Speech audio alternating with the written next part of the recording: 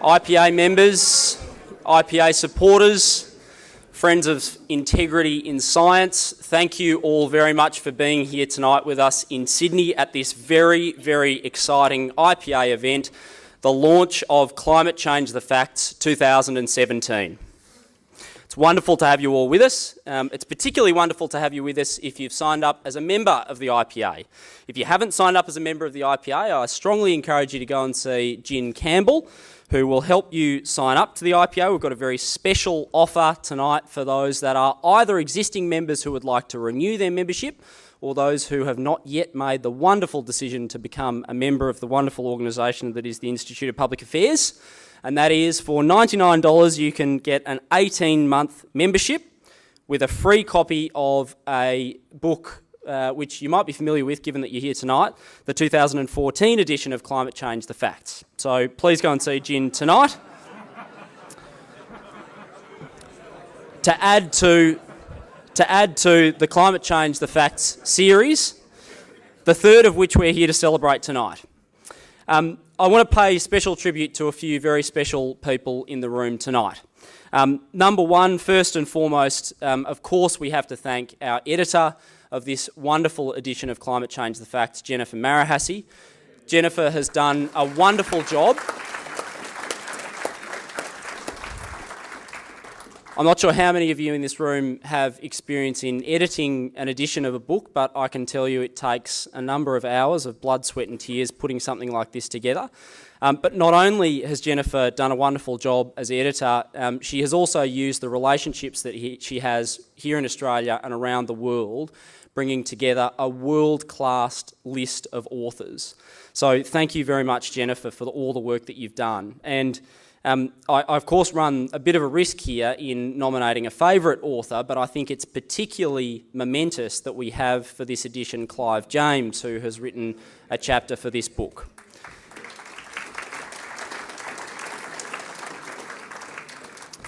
All, of course, due to Jennifer's work. So thank you, Jennifer, for all that you do for science and all that you have done for this book. Now, of course, copies of the book are for sale tonight if you would like to buy a copy, and if you would like for Jennifer and also Professor Peter Ridd, who is with us tonight, to sign that book, please take that opportunity. They're for sale outside for $29.95. And Jennifer and Peter will be signing the book at this table over on my right at the end of tonight's formal proceedings. We've also got copies of the 2014 book for $24.95, although you get that free. I think I might have mentioned that with the IPA membership. So maybe just join as an IPA member and you get the $24.95 2014 version free.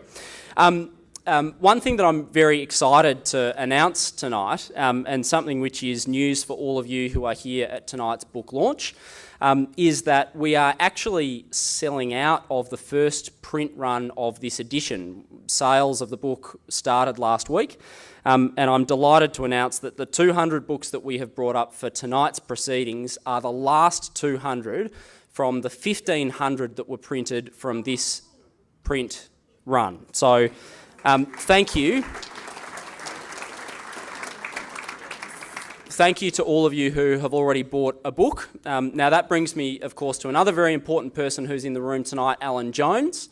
Alan Jones, the last 2 mornings on 2GB, has interviewed Jennifer Marohasy yesterday morning and Peter Ridd this morning. And each time Alan Jones talked about the book, we sold more than 100 copies of the book during the broadcast. So thank you very much to Alan Jones. This is a wonderful book, and I'm delighted to be here tonight to celebrate the publication of this book. And please trust me when I say that it's not just because I have a chapter in the book myself. As proud as I am of that, and I know that our Executive Director, John Roscombe, is also incredibly proud of this book too. He mentioned to me earlier today to mention to you that he was very sorry that he couldn't be here. He is talking about the impact of Trump and Brexit, a couple of relatively important events in world history in the last couple of years that have occurred at an event that he has down in Melbourne. So he's very, very sorry that he couldn't be here, but I hope that I do a good enough job in John's stead. So thank you very much for being here. It's wonderful to be here to celebrate Climate Change, the Facts 2017, to celebrate science and to celebrate the debate that must continue to go on in climate science in this country. And without further ado, I'd please like you to all welcome Jennifer Marohasy to come and speak about the book.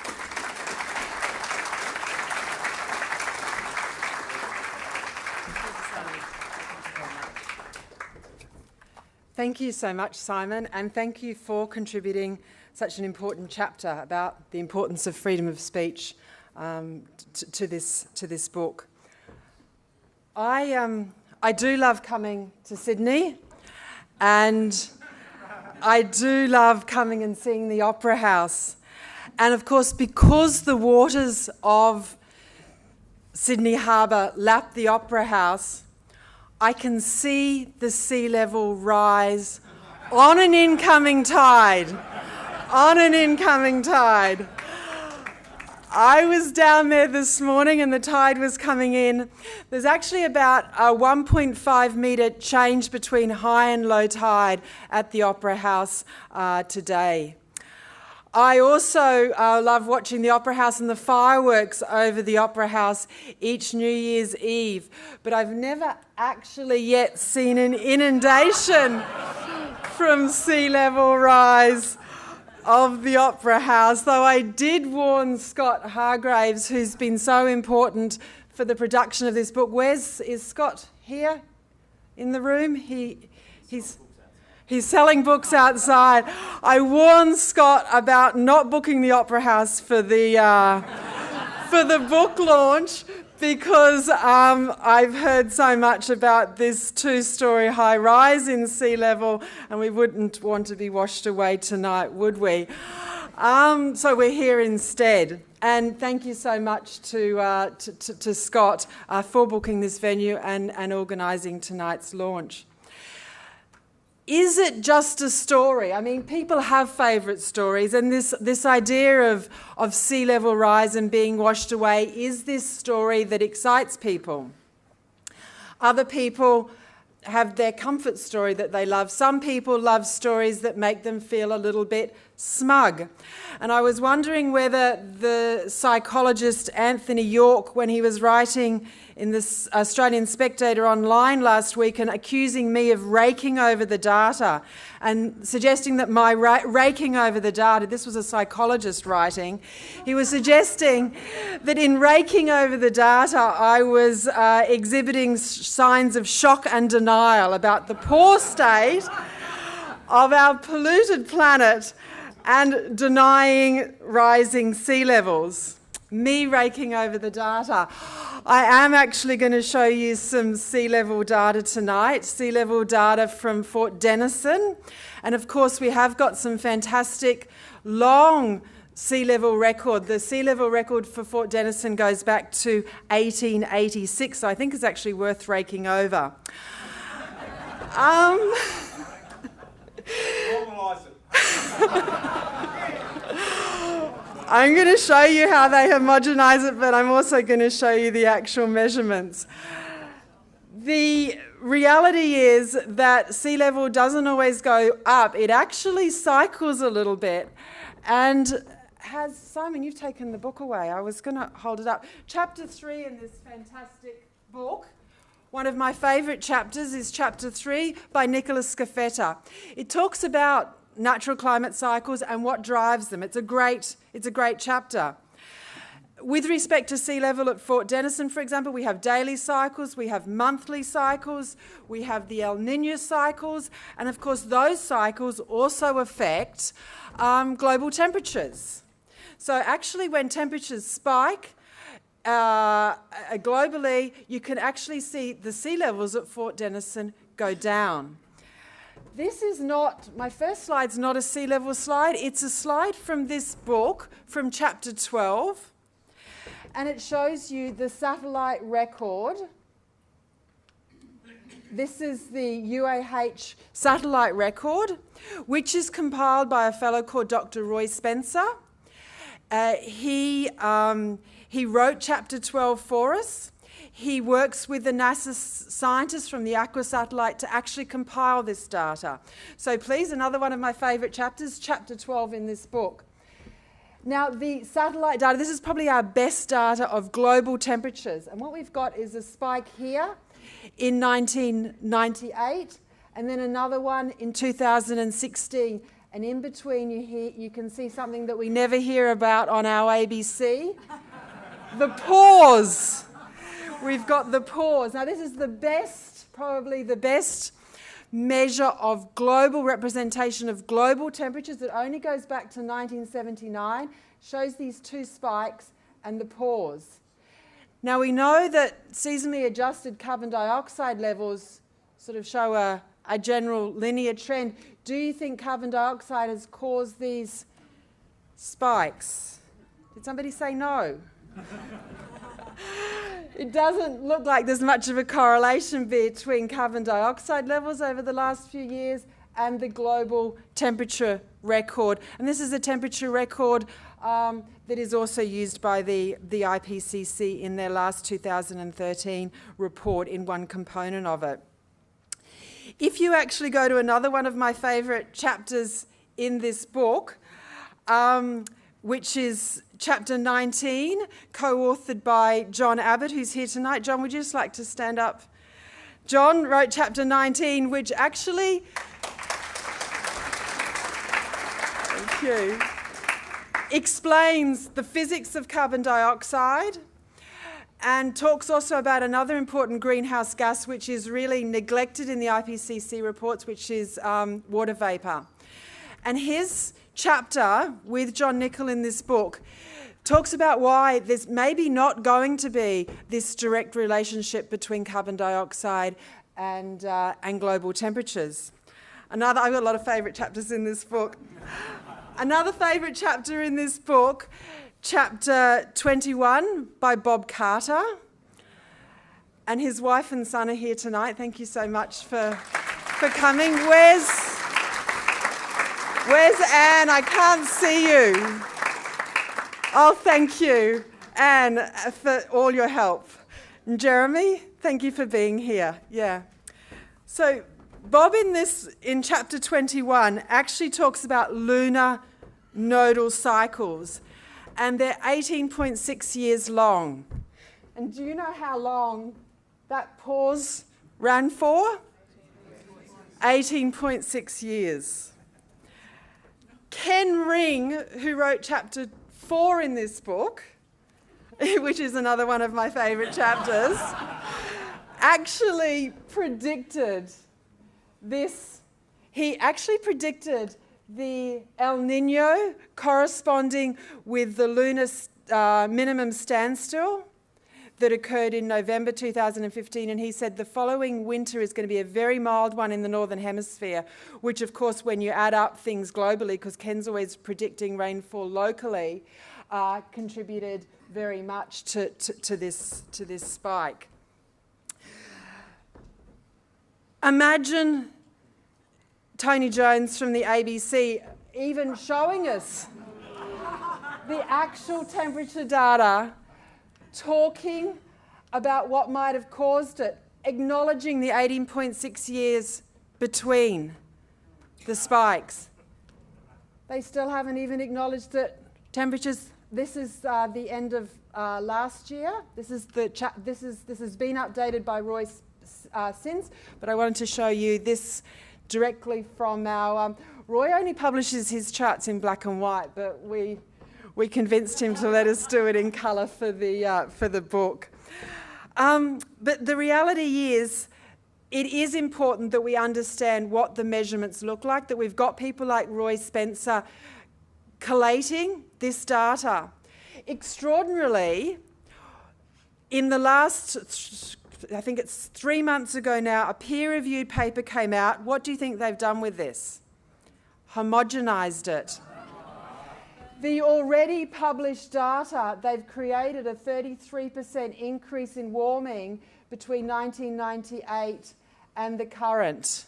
The data's been homogenised and it's been accepted in the peer review literature. It may be okay while we're maybe a bit comfortable and well fed to be tampering. I don't actually think it's ever acceptable to be fiddling with the actual measurements and presenting remodeled data as actual measurements, which happens all the time in climate science. But imagine if we were at war and people were relying on homogenised sea level data, homogenised temperature data, because that's what we have, that's what the official institutions rely on mostly at the moment, homogenised temperature and sea level data. Now, back in 1944, General Eisenhower actually ignored the consensus of the US meteorologists with respect to the best day for the landing for D-Day. He ignored that advice.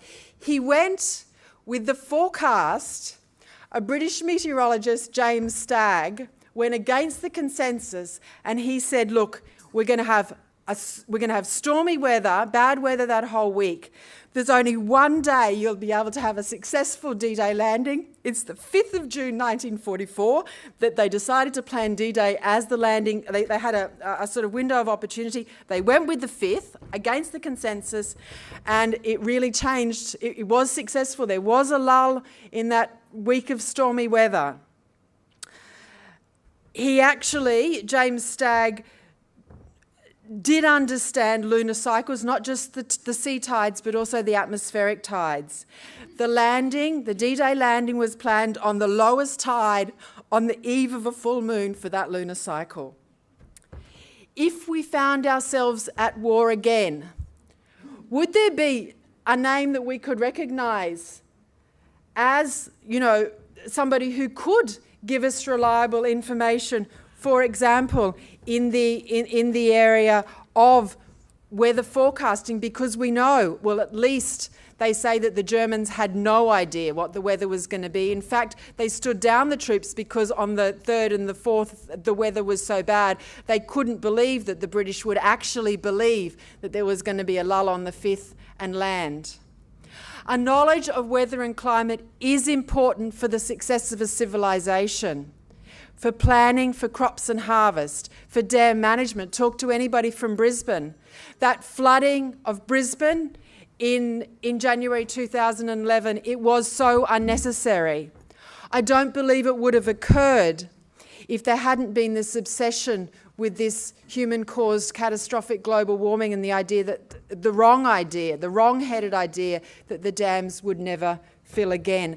It's why a reference book like this is so important. I do rake over data as I can't stand down without showing you some more data. This is actually a slide of sea level rise at Fort Denison in Sydney Harbour since 1886. Okay? And we have got these cycles. Okay? We've got the cycles. You've got the daily cycles, the monthly cycles, and these cycles really reflect changes in the position of the moon and the sun and a few other things. This is downloaded from the NOAA, National Oceanic and Atmospheric Administration website. It's a bit harder to find than the homogenised version. They have run a linear trend line through it, and it says that we have 0.65 millimetre per year. 65 centimetres, 6.5 centimetres per century sea level rise. Okay, at Fort Denison. What's that? Sea level rise, like the rate and magnitude of temperature rise during the late 20th century, is well within expected natural climate cycles operating. And if you look at the homogenised sea levels, and there's some discussion of those in chapter 14 of this book, Matt Ridley's chapter, you can see even the homogenised data, you're only looking at a 34 centimetre per year sea level rise. Matt talks about, 34 centimetres per century sea level rise is what Matt Ridley talks about. And of course, Bob Carter talked about how they homogenised the record to achieve a very similar level with his sea level work for Fort Denison. So even that 34 centimetres per century, thank you for correcting me, level of sea level rise is well within the rate and magnitude of what you would expect from a natural climate cycle. Chapter 21 by Ian Plimer talks about the deep history of the geological history of the Earth and how in past times there's been sea level rise of hundreds of metres. For example, go back just 16,000 years when Tasmania was part of the Tasmania was connected to the Australian mainland. I think the real deniers are those who refuse to acknowledge the extent of natural climate cycles. Those who refuse to acknowledge the extent of natural climate cycles.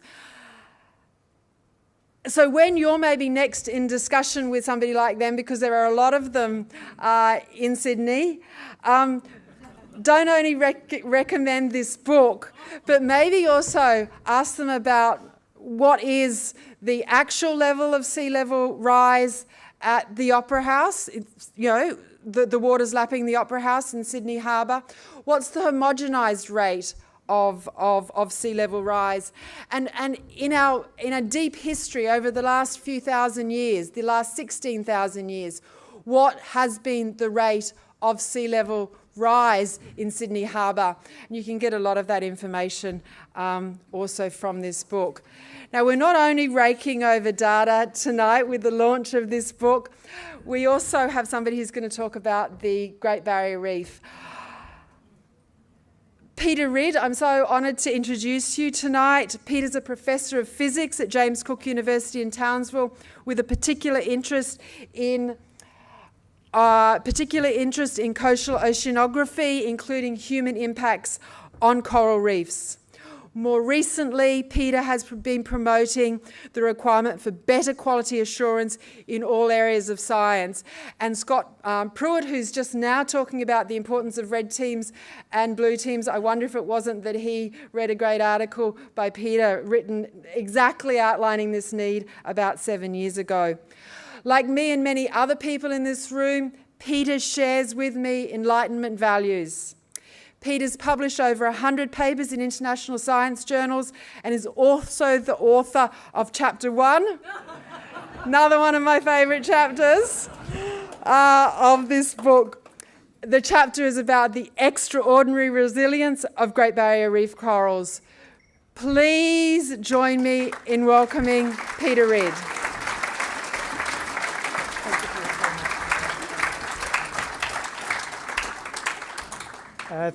Thanks, Jen. All right, so we're going to talk about the Great Barrier Reef, and you've doubtless heard about all the bleaching that's happened in the last year or two. But I also want to talk about a problem with the quality assurance that we have in science. So in many ways, the mass coral bleaching that we've heard about is a story made in heaven to show the impacts of climate change, because it's spectacular. All the corals die in a great way for newsreel, and it's also plausible because the corals actually do die occasionally when the temperature gets hot. But we need to start with a couple of facts, and the most important fact is that all the corals that live on the Great Barrier Reef, almost all of them, also live in Papua New Guinea and Indonesia, where the water is 1 or 2 degrees hotter. And in fact, they grow faster there. So this graph, we'll go back. This graph shows the water temperature and the growth rate, and you see there's this nice linear growth. The higher the water temperature, the greater the amount of coral growth. So why is it then that occasionally the corals will actually die when things get very hot? Well, the reason is we've got to go into the biology of it, and a coral like these ones here, these branching corals, which tend to get clobbered by the hot water events, and also these massive corals, they're made up of these little polyps, a few millimetres across, and inside that little animal lives a plant called the zooxanthellae, and they actually make the energy for the coral.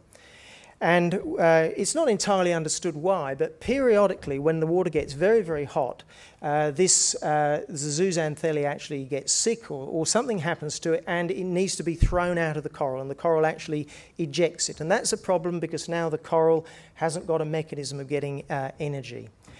But it's not a death sentence. Most of the corals that will actually bleach, because when this happens they bleach, they will actually survive. It's a bit of an analogy with eucalyptus trees. They will often lose their leaves in very water-stressed conditions because that will help them survive. So it's actually a strategy for life rather than a death sentence.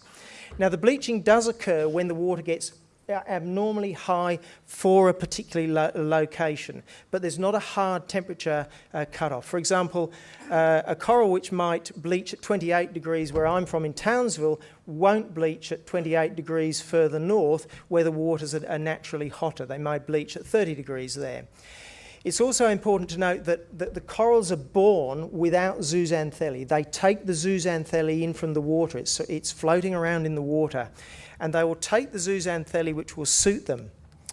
All right, it's also interesting that it's only these branching corals and the plate corals which are really susceptible to the bleaching, but these tend to get clobbered by everything, including cyclones. So they have a life cycle of maybe 10 or 20 years. If they don't bleach this year, they're very likely to be hit by a cyclone and die from that. On the other hand, these big massive corals like this will live maybe hundreds of years, and they are very unsusceptible to bleaching or cyclones. So these are like the big giant trees in the big forests. These are like the weeds. I often call these the weeds of the reef because they're very susceptible. They have a short life cycle. All right, now, not surprisingly, the corals have learned a thing or two over 200 million years about how to deal with large temperature changes. And it turns out that they can select different types of zooxanthellae in order to make them survive. So there's lots of different types of zooxanthellae. They can take what I call low-octane zoox, and this will give a resistance to bleaching, but they will grow slowly. Or they can take some high-octane zoox, which makes them grow very rapidly, but you could end up being hit by a bleaching event and die. So you can see there's this balancing act which they're trying to do. There's no hard threshold. The same coral will bleach at different temperatures if it have different zooxanthellae. And in addition, when a coral does bleach and expel the zooxanthellae, if it survives, which is quite likely, it will then often take in a different species of zooxanthellae so it can survive into the future. So it's pretty smart, and you'd expect it to be smart, right? Because they've seen this all before. In many ways, the bleaching is like a bushfire. It's very nasty when it happens. A lot of trees will die, but it recovers. And in fact, the Australian bush has grown up, been able to adapt to these sorts of conditions. And the same applies to the Great Barrier Reef. In fact, we should expect, even if there was no climate change whatsoever, that in fact the corals must be able to deal with massive temperature changes, because the corals, they spawn, and the spawn actually floats large distances, many hundreds or even thousands of kilometres. So a coral that spawns here in Townsville may well end up drifting. The spawn will drift to a place where it's hotter by 1 or 2 degrees, or it could drift south where it's colder, or it could drift inshore where it's hotter, or it could drift and settle in a place that's deeper where it's colder, or nearer the surface where it's shallower. And this is 1 or 2 degrees, much more than the temperature change that we've had. So you would expect that they must naturally have to deal with temperature changes, whereas a tree will drop its seed right next to it. It doesn't have to worry about that. So corals do, and this is why I believe that more than any other ecosystem in the world, if there is climate change, anthropogenic or otherwise, the Great Barrier Reef is the one that will be able to take the change. When you actually look at the statistics of coral cover versus time, and you've got to be a little bit sceptical about the stuff before about 1992 because there was a slight change in the methodology. You see in the northern Great Barrier Reef, it comes along and it's crashed in the last few years, all right? It's gone down from 20%, it's crashed by about 50%. On the other hand, the central Great Barrier Reef hit its low about 5 years ago, and it has bounced back very, very well. The southern Great Barrier Reef crashed massively after Cyclone Hamish, down to 10%, and there's now 3.5 times more coral on the southern Great Barrier Reef than there was then.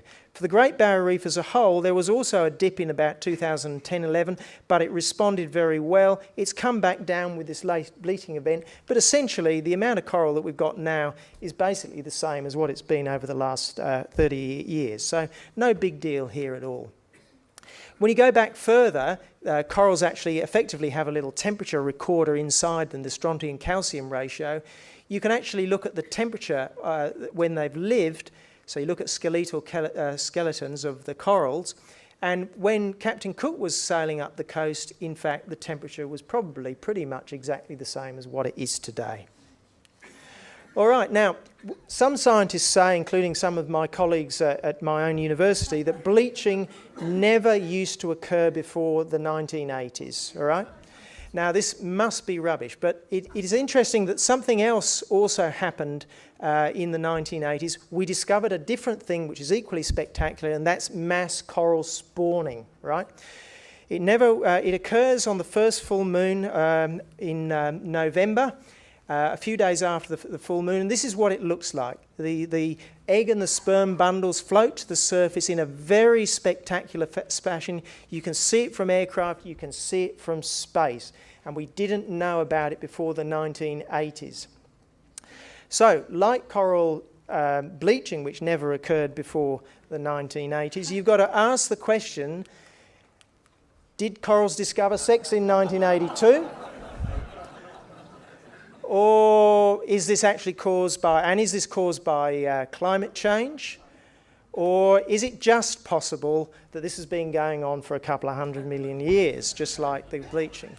So you have the situation where mass coral bleaching is bad, it's because you drove your car. Mass coral spawning is a wonder of nature. You can't have it both ways. The reality is that we never really got to study the Great Barrier Reef until the 1960s. We had scuba gear, we had outboard motors, and of course, as soon as you have scientists studying it, you'll find that there's going to be something wrong with it, and that's what's actually happened. But there's a lot of other dodgy science on the Great Barrier Reef, and I wish I had a few hours to go into it. The stuff on the runoff from the land, the sediment and the nutrients, is unbelievable, but here's just a little bit. This was a paper which showed essentially the coral growth rate with time from 1990 to 2000. You see it coming along and collapsing. This looked very dodgy, so we spent about a year looking at this, and we found two massive errors with the data. When we corrected those, there is no drop in the calcification rate. Had that first graph been homogenised? All this is peer-reviewed. More on that in a second, okay? So I can talk about that later. Right. There's another paper that came out also looking at calcification rate, and they found since the 1940s about a 10% increase in the offshore and mid-shelf reefs. That's 99% of the coral. For 5% of the reef, which is for 1% of the reef, the inshore corals, there was a 5% decrease. So for 99% of the reef, there's been a 10% increase.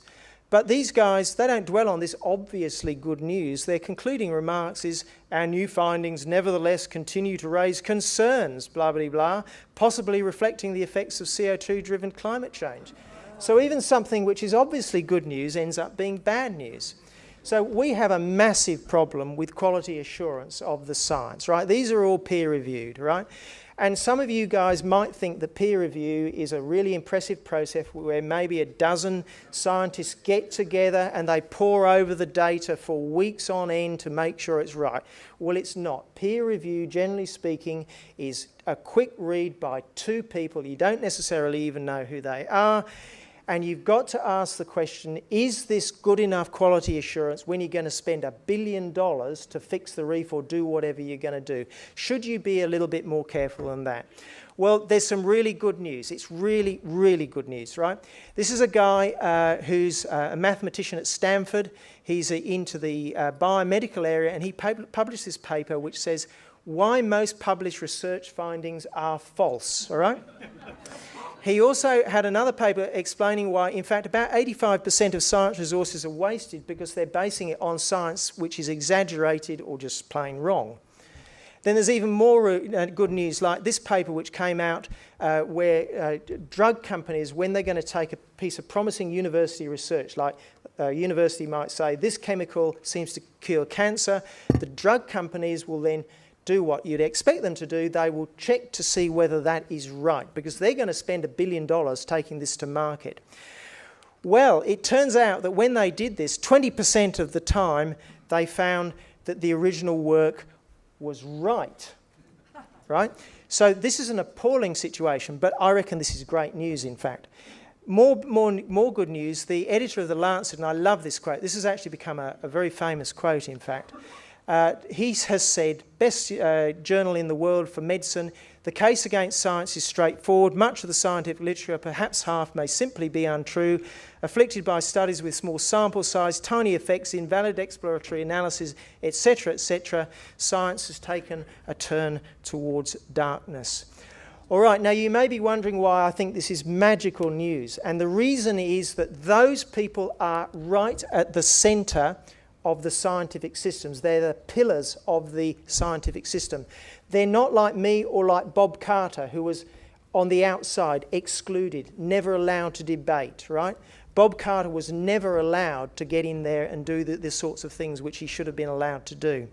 And the fact they're inside the system is a great sign, because it means that I can now ask, and we have to now ask, if half the papers in the general scientific literature is likely to be wrong, is it likely that half of the marine science and the environmental science literature is wrong?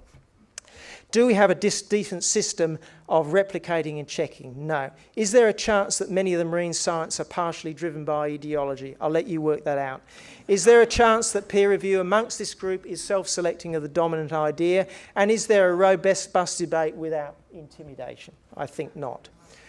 All right, so what we've got to do is work out how we can fix this system. We need to compare the system of quality assurance which we use in science with the legal system, where we have these guys here, these coal miners, these guys are accused of killing the Great Barrier Reef, these are the scientists of the prosecution who are saying you've done it, and we would always appoint somebody to challenge the accusation. In addition, we will have a group of people who will sit back and listen to both sides of the argument, and some dude who will actually see whether this has been done in a fair way. All right, this is what our system looks like. We never guarantee that the other side of the argument will be seen. We then go further, because we then stack this thing with people on one side. This could be the IPCC. There are also some reef committees that look at reef science. They do exactly that. Then we go even worse, and we'll then pretend to have proper reviews. And of course, there is only one sort of judge that will allow this sort of to go on, and this is our science system. This is our science system, and we've got to do something about this, right? We've got to get it back to looking like this. And this is where, and I'm going to conclude on some even better news, and I think that this is Scott Pruitt, the new Environmental Protection Agency chief in the United States, Donald Trump's appointment. He wants red teams, blue teams, right? Red teams, blue teams just means this, right? He's the red team, he's the blue team. And it's easy enough to do. Now, this will have a massive effect. Not only will there be challenging of the science, but even more important, it will become respectable to challenge the science. Bob Carter was never allowed to be respectable. And if the blue team know that there'll be a Bob Carter who must be listened to, they will then be a little bit more careful in some of the absolute rubbish that comes out. At the moment, they don't have to listen to the Bob Carters. There's no need. They've tied the entire debate up, so there's no need to listen. And what we've got to do now, actually, is spend more time arguing about the process and possibly a little less time arguing about the science itself. If we argue about the process and we get the scientific systems fixed, we will win in this debate. Thanks very much.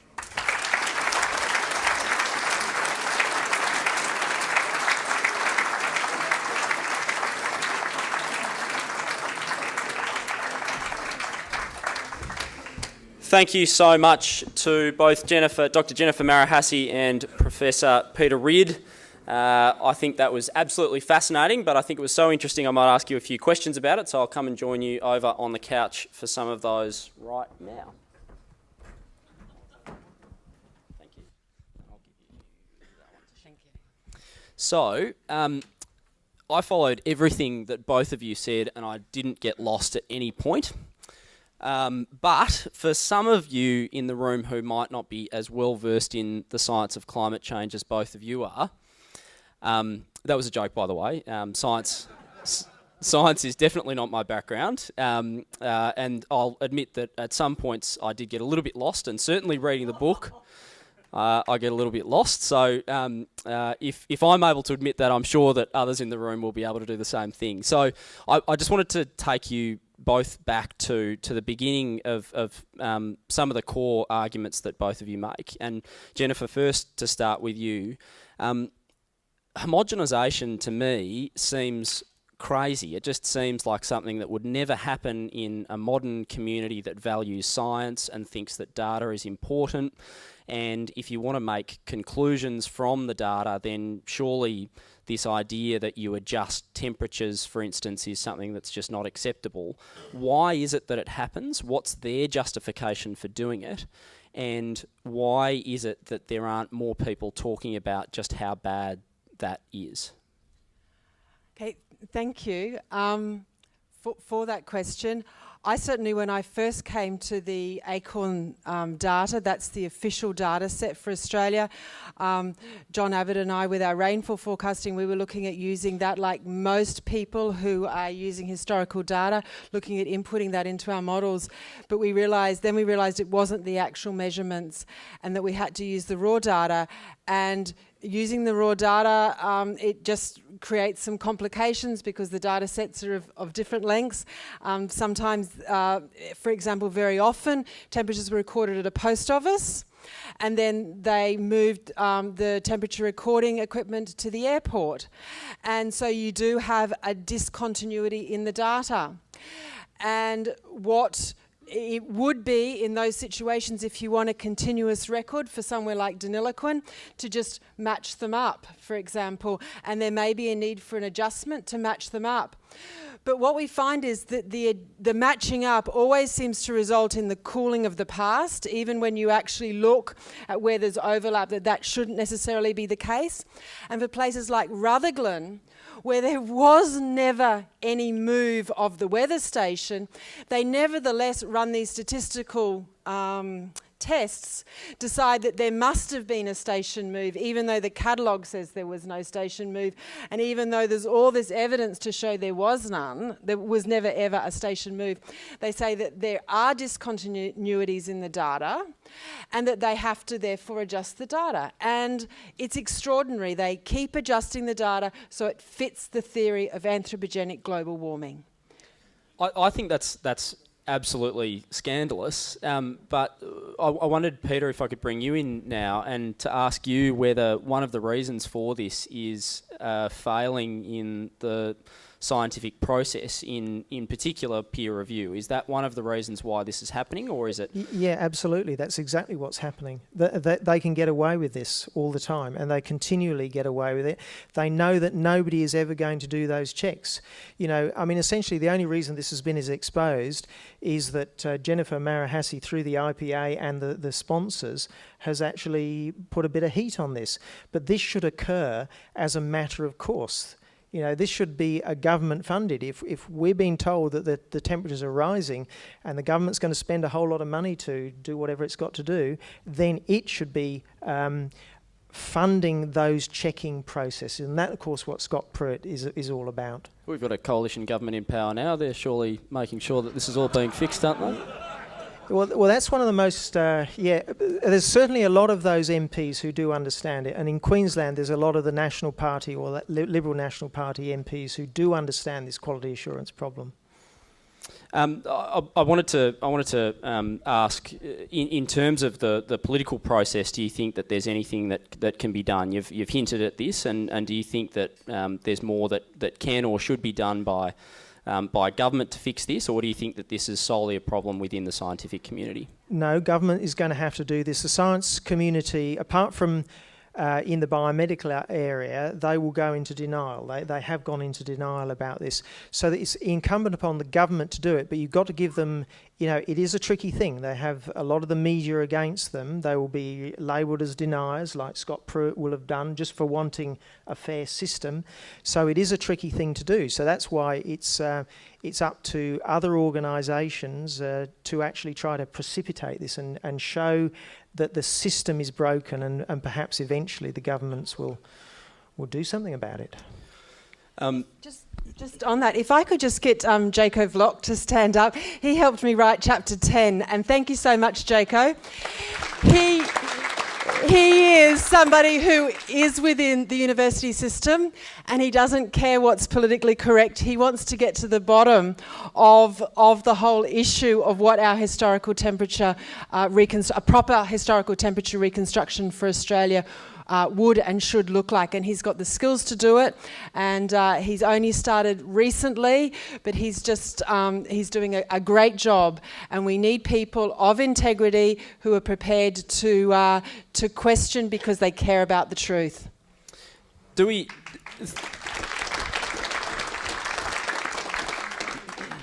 my conclusion, frankly, from all of this is that peer review... now, I'm not going to say exactly what I think it is because we're recording, but that peer review is not worth very much. Do we think that as an idea, as a concept within science, that it should actually just be abandoned? No, peer review is a great start, right? It's a great just first check. But then if you're going to, and only if you're going to spend a lot of cash on it, then you need to do more, right? That's what companies do. If I as a scientist reckon I invented a great new metal that would be great in jet engines, Rolls-Royce would come along and say, well, that's very interesting that it's been peer reviewed. Now we're going to check it and test it, and we're going to hammer this thing and see whether we're going to put it in the back of the aeroplane, back of our jet engine. What the government will do on similar sort of research, peer-reviewed science, is they'll just believe it and spend $1 million, $1 billion, right? Rolls-Royce will say, no, we're going to have people falling out of the sky. So we've got to look at the way that the engineers do it. Scientists have actually got not a clue about quality assurance, where the engineers do. And I'm a scientist, okay? So look, I think I might have said this before, but the book is for sale tonight for $29.95. Jennifer and Peter are both here tonight to sign the book. And that's an opportunity that you will only get tonight. All of the science is in the book, as you'll read once you buy a copy for yourself and copies for your children and your grandchildren. But I just wanted to ask, going beyond the science and some of the arguments that you make, both of you personally have taken risks in your own careers in pursuing what you know to be the truth, what you believe to be the truth. I wanted to ask you each individually what your own experiences have been, why it is that you've pursued these things in the way that you have, given the costs that inevitably come with going against the trend when it comes to some of these issues. Jennifer, first to you, on homogenisation in particular, why is it that you've taken some of those risks personally? I would like to understand the climate history of Australia. For me, it's a bit of a puzzle that needs to be solved. And when I realised how inaccurate the official record was, I was keen to start solving the puzzle. And when I found that there were some places like Rutherglen that really showed how blatantly dishonest the reconstructions are, I then thought, well, this is going to be easy. We'll just put this idea out. We'll document it in a little report and send it off to the Auditor General, and get an audit done. But apparently, there's this concern that if the Bureau was audited, they may not look so good. I mean, I just find that extraordinary. And then there's also the concern that people might start to question the theory of anthropogenic global warming. I mean, I just find that extraordinary. So I guess I am motivated by the truth, and I love puzzle solving, and I'm very honoured to have been supported for a very long time in this by Bryant McPhee, financially supported and also supported by the IPA. So I thank you both. I thank the IPA as an organisation and John Roscombe in particular, and I thank Bryant McPhee so much for his support over and belief in myself and others over a long period of time.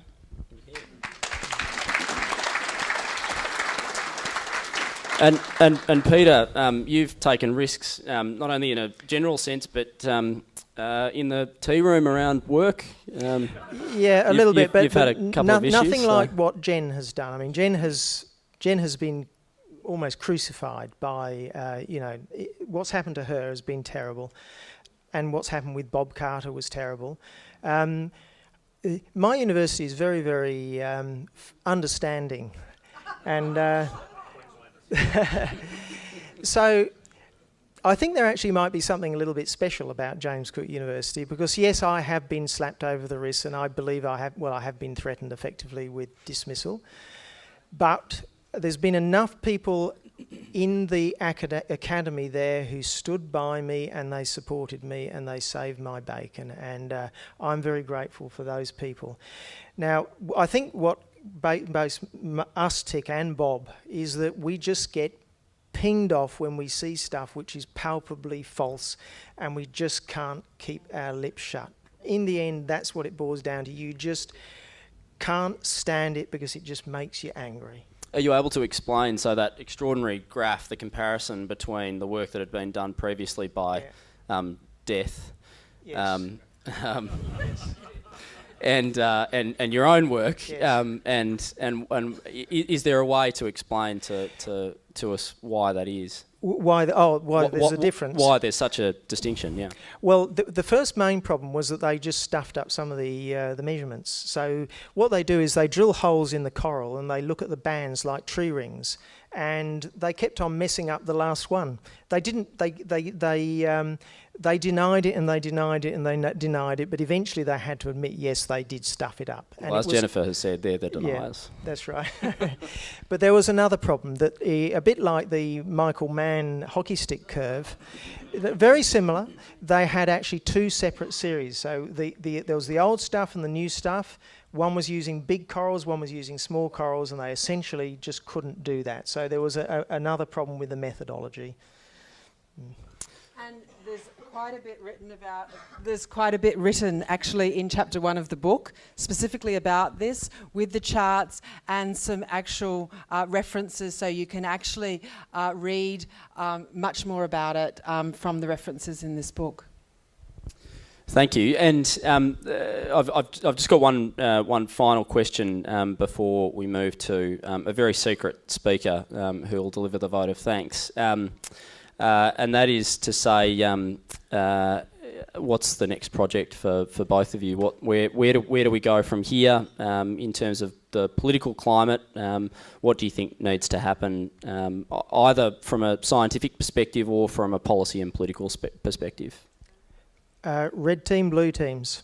That's what we've got to go for. We've got to go for that. And Jennifer?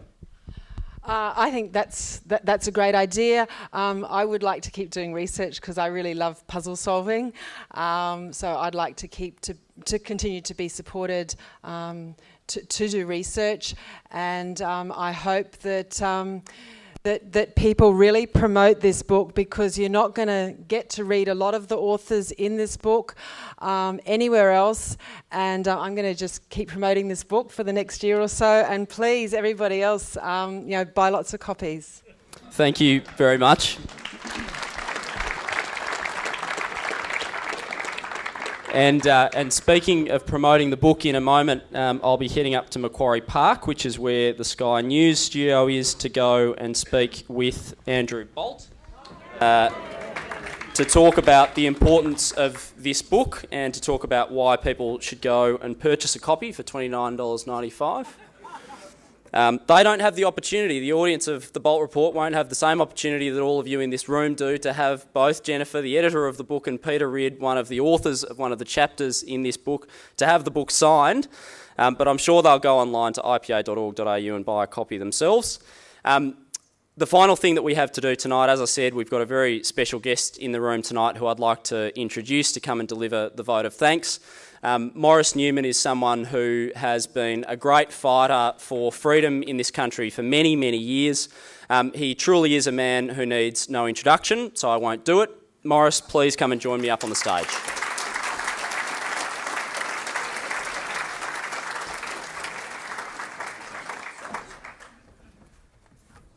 Thank you, Simon. Is Alan Jones still in the room? Because I wanted to say, first of all, thank you to him for being here. He has been an absolute tireless champion, not only in relation to the promotion of this book, but all the way through. And he receives a lot of the criticism and ridicule that is sort of part and parcel of what this debate is about. I'm conscious of the fact that this Climate Change, the Facts 2017, is a very skillfully collated reference book. And it should appeal, and I'm sure will appeal, to all those who are genuinely interested in the climate science facts. In particular, of course, it ought to be on every ABC, SBS, Fairfax, Guardian, school and university bookshelf. But we know that it won't.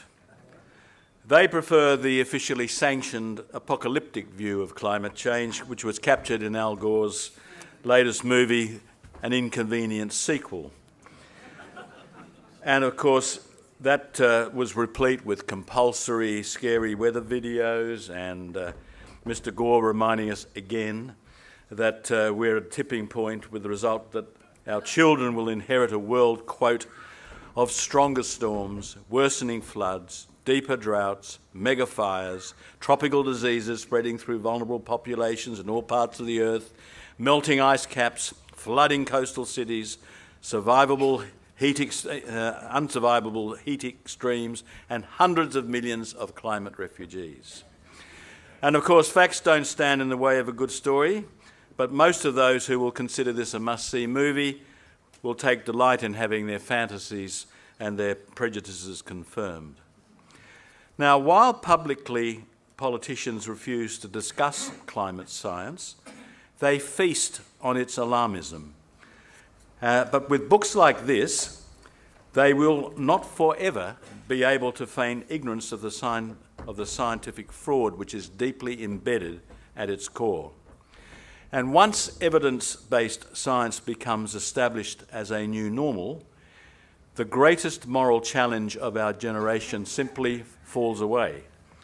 And with it, the compelling reason for the elite to meddle in everybody's lives and to waste billions of our money.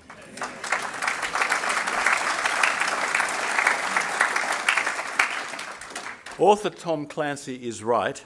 The control of information is something the elite always does, particularly in a despotic form of government.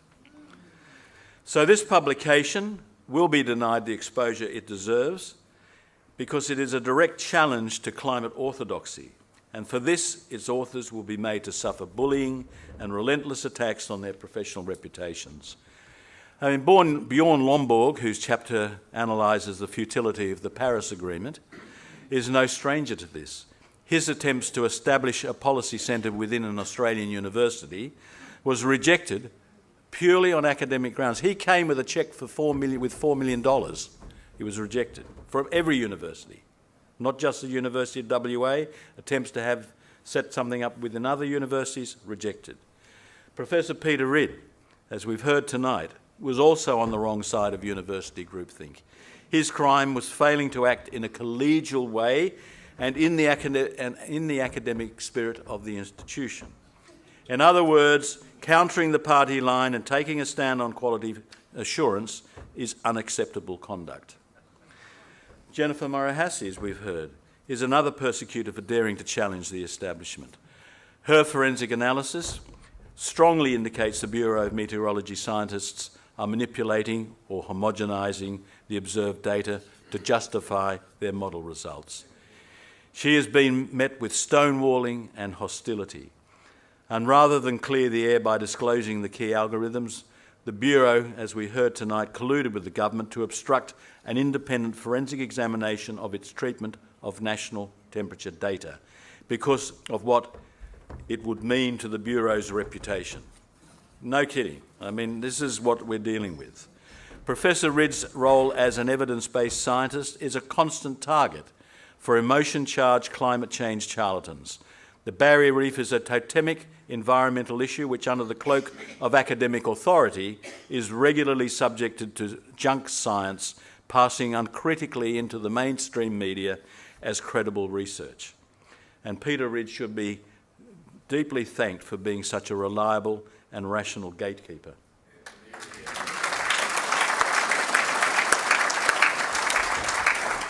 I'm really very pleased that this book is dedicated to the late Professor Bob Carter and enhanced by his chapter on the geological record.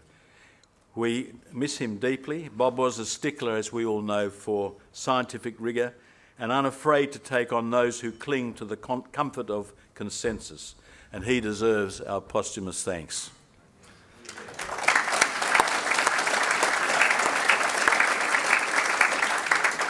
Before I say thank you to our speakers, may I first give special thanks to the IPA's John Roscombe and Scott Hargraves, because their determination, their foresight, and their sense of public service to see this book through to publication does deserve special recognition. Without them, we wouldn't be celebrating this book tonight. Our gratitude to Jennifer is very, very profound to you, because not only have you made a major contribution to the book, but you have assembled such a marvellous mix of scientists and subject matter which has all been edited with great skill. And could I say to all of you, ladies and gentlemen, thank you for being here. This is we are really privileged to be in this room tonight. This is a significant event.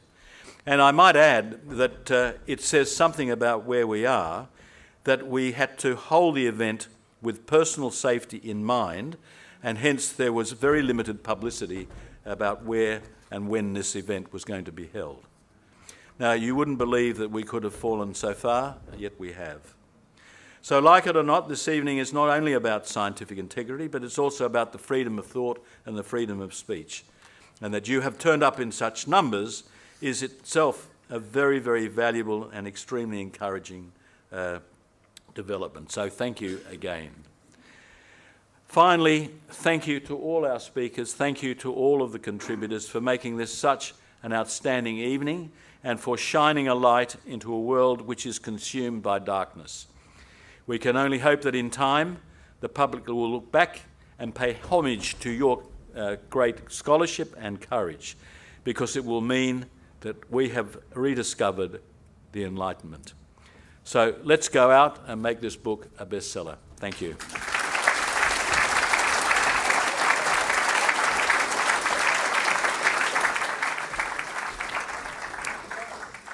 Thank you, Morris. I think that was a wonderful vote of thanks. But of course, we have to thank you also. So as a small token of our gratitude, we have some wine for our two wonderful scientists tonight and authors and editors of the book, and also for you, Morris.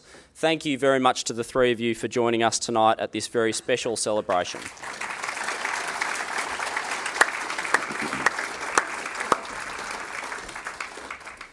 Now, I'm not sure if I've mentioned tonight, but the book is on sale outside for $29.95. Jennifer and Peter will be signing the book at this table to my right over here. If you haven't yet joined the IPA, we have a very special offer for $99 you can join for 18 months. Now, I'm not quite as good at mathematics as some of the other scientists who are joining us in this room tonight, but that's under $100. So that's terrific value. Please join the IPA. Please support integrity in science. Please support freedom of speech. And please, as some of our guests have already started doing, go and get your book signed tonight. Thank you for joining us.